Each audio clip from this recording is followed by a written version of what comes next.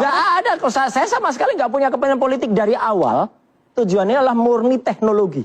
Ya, dengan teknologi kita menemukan kepalsuan 99,9%. Kalau misalnya, kenapa nggak yang lain-lain? Yang lain-lain nggak ada indikasi.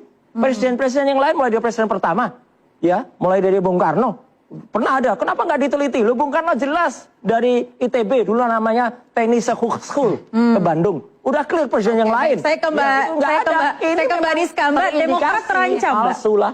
Begini, Mbak, Partai Demokrat ini selama pemerintahan Pak Jokowi selama hampir 10 tahun berada di luar pemerintahan. Pun apabila itu mau dilakukan seharusnya sudah lama dilakukan. Tidak ada kepentingan Partai Demokrat di sini. Apalagi sekarang Partai Demokrat ada di pemerintahan. Ini adalah masalah yang tidak ada manfaatnya untuk Partai Demokrat saat ini. Justru apalagi sekarang kita ingin cepat move on. Kita cepat move on, cepat kita kembali lagi pada diskursus publik yang lain. Ini tapi kan tuduhan Demokrat ini saat ini paling tidak ada beberapa presiden yang merasa dirugikan. Pertama yang paling kasihan adalah Presiden Prabowo yang seharusnya punya perhatian publik terhadap apa yang sedang dilakukan.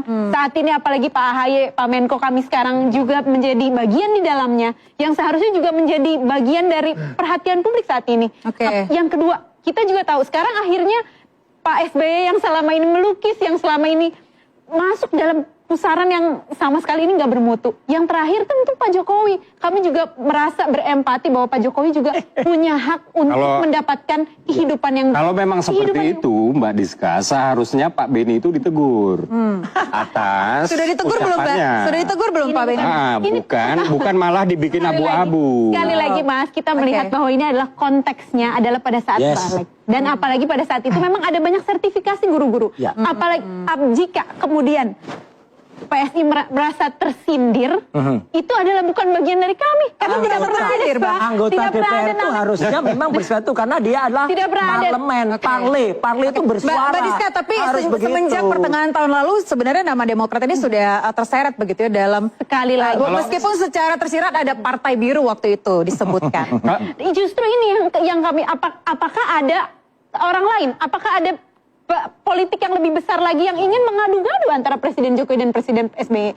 Padahal kita tahu sendiri. Jangan-jangan orang tersebut adalah Pak Beni, Mbak Diska.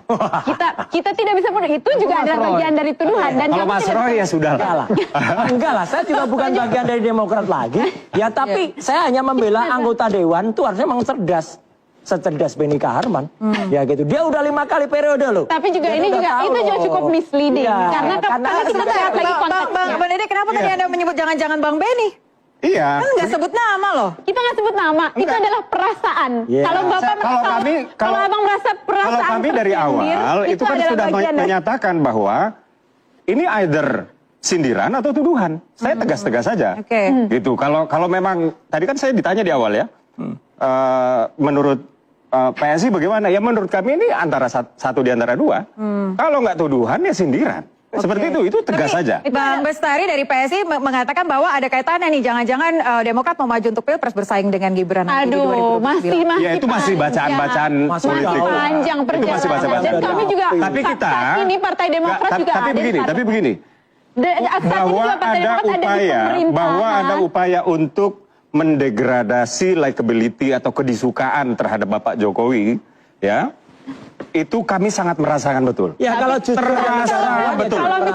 Upaya tersebut terasa betul. Dan yang namanya kami ini politisi, ya, kalau ada upaya-upaya tersebut tentu ada kepentingan di balik upaya-upaya tersebut. Pak Jokowi udah nggak bakal nyapres.